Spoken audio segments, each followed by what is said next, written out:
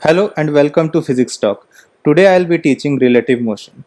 So far we have discussed the motion of a particle with respect to a given frame of reference. If you do not know what is a frame of reference, then click on the I button. In this chapter we will see how we can relate the position, velocity and acceleration measured in two different frames. Consider the scenario. This is frame S and this is frame S dash. This is y-axis of frame S, x-axis of frame S, this is y dash and x dash of frame S dash. This is the origin O of frame S and this is origin O dash of frame S dash. Suppose there is a particle P here. The this is the position vector R is of S dash with respect to S. This is the position vector of P with respect to S dash, and this is a position vector of P with respect to S. So therefore, using the law of vector addition, we can write that R of P with respect to S vector is equal to R of P with respect to S dash vector plus R of S dash with respect to S. You can check this using the triangle vector addition law here. Okay, differentiating this with respect to time. Okay, so we will differentiate with respect to time here. We can write that velocity of P with respect to S frame is equal to velocity of P with respect to S dash frame plus velocity of S dash with respect to S. Now this velocity of S dash with respect to S is nothing but velocity of frame S dash with respect to S. Now I have written this equation. Okay, so here we can exchange this and write VPS dash is equal to VPS minus Vs dash S. Now there are a few assumptions that I have made here. So what are the assumptions?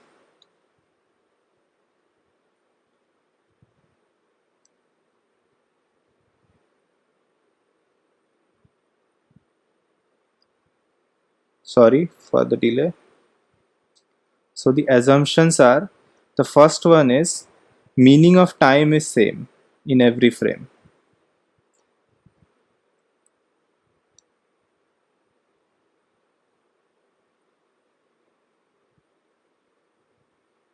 Meaning of time is same in both frames. This is the first assumption. The second assumption is d by dt, that is this differentiation with respect to time, has same meaning in both frames.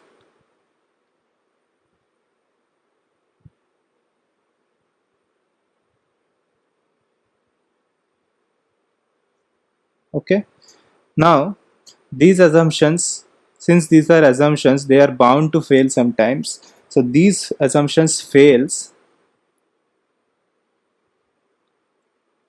when the velocities approaches speed of light. You know, speed of light is 3 into 10 to the power 8 meters per second. When the velocities approaches this speed, then our assumptions fail here. Now why this happens, we will study this when we will study special theory of relativity. For now we will consider that velocities are much lesser than speed of light. The second assumption is, if one frame rotates with respect to another.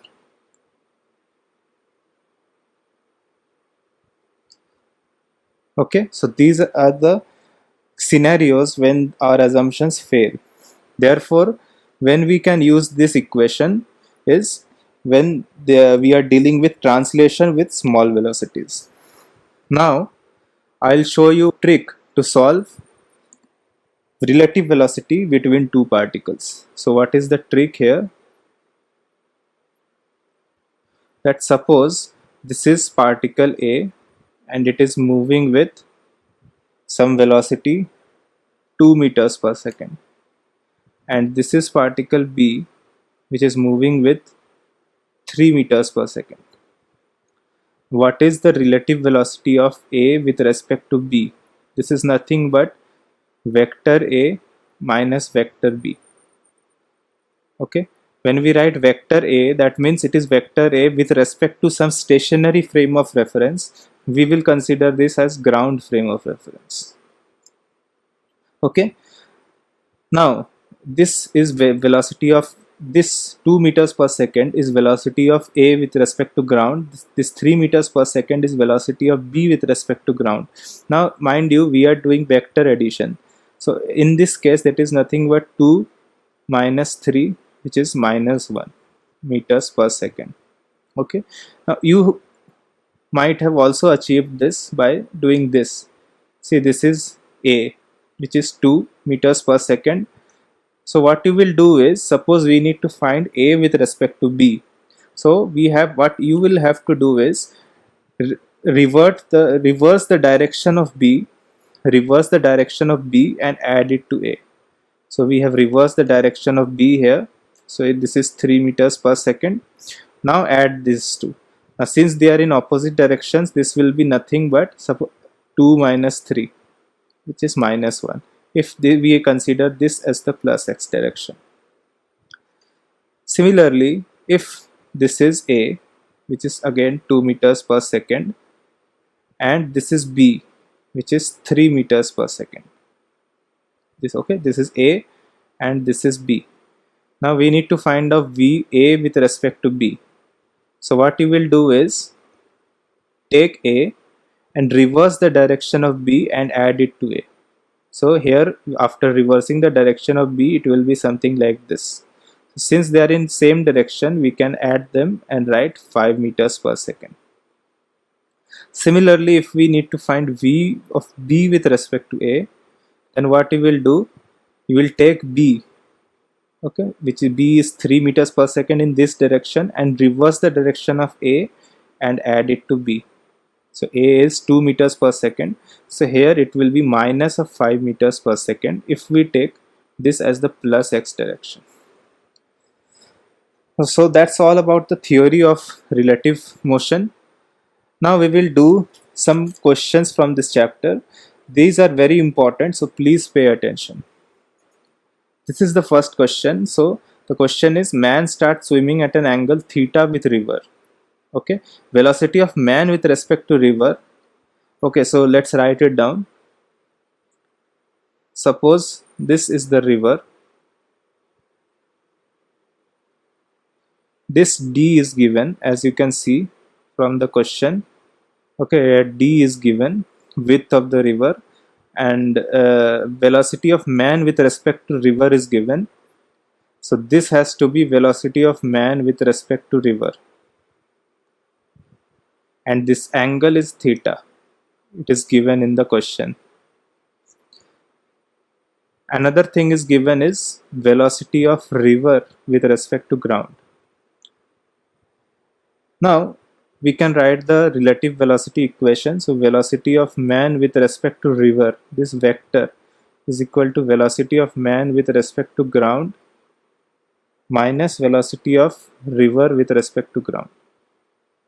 Since this is a plane, there is x and y direction. Therefore, these three velocities in fact will have x and y directions. So first, taking the y components. Okay, y component.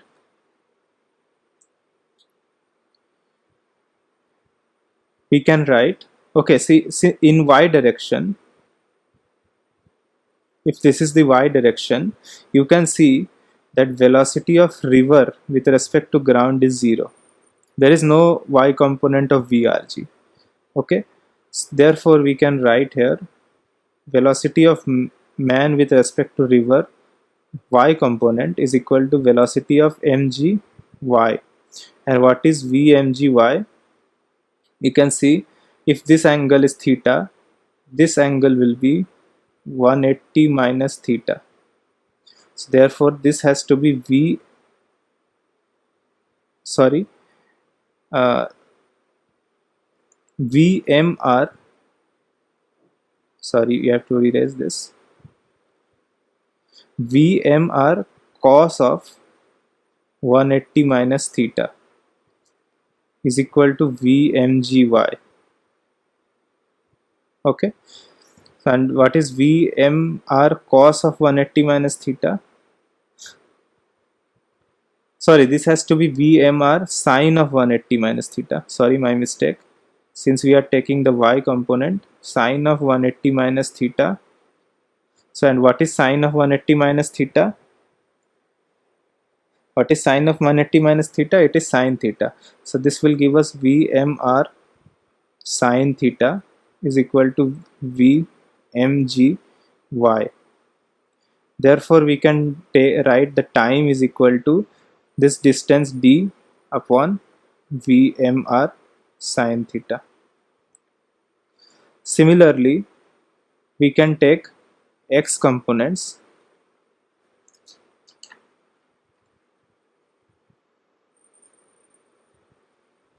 So taking the x components, you can see that VMRx is equal to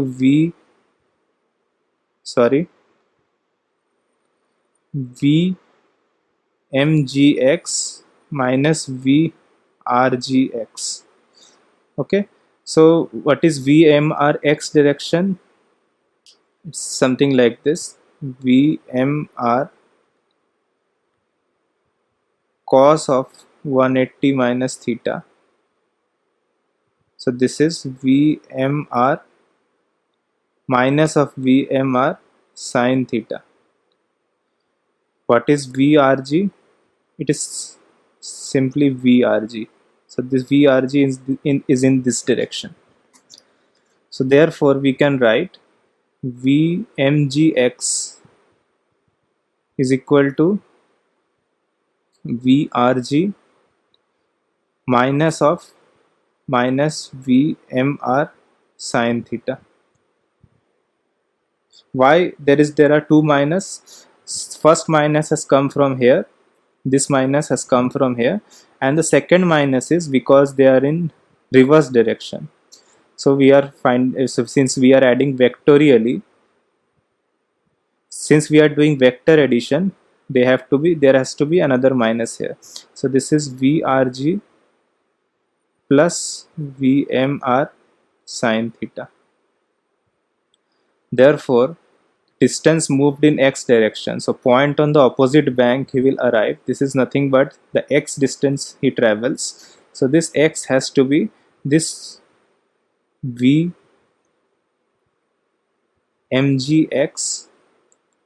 into the time we calculated earlier, this time. So I hope you got this problem. Now there is another problem. This problem is man standing on a road has to hold his umbrella at 30 degrees with respect to vertical to keep the rain away.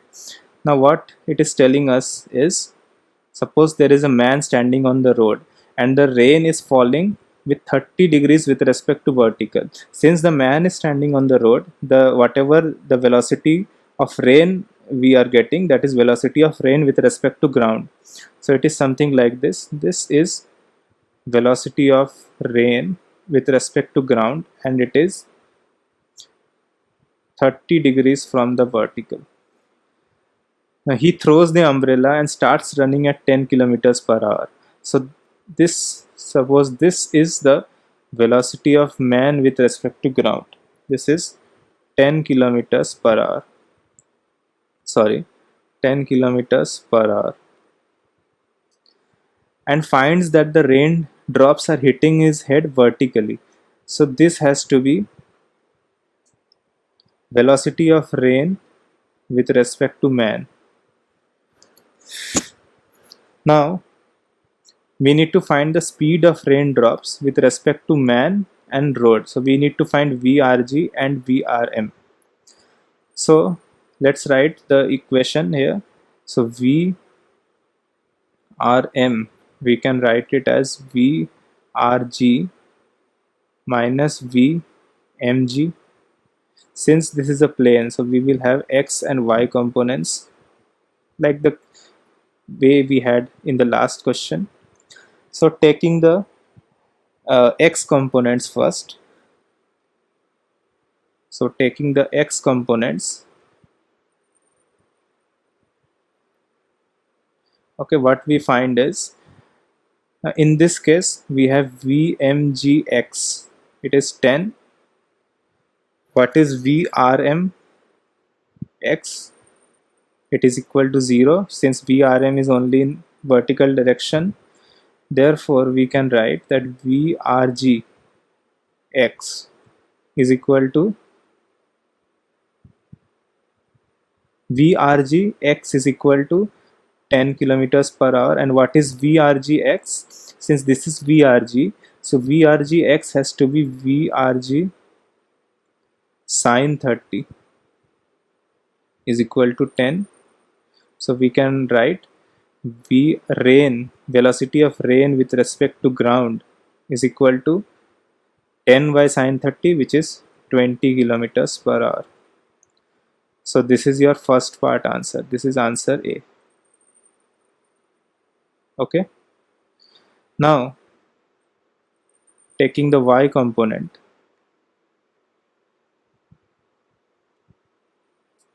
what we can write is Vmg in y direction, it is equal to 0 since there is only x component of it.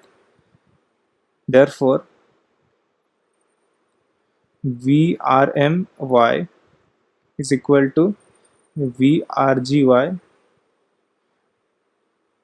But okay, so Vrmy is Vrm, and what is Vrgy? It is Vrg cos of 30. So this is nothing but 10 root 3. We have got Vrg from here, so putting this value and multiplying it with cos 30, we get 10 root 3. So this is your answer B.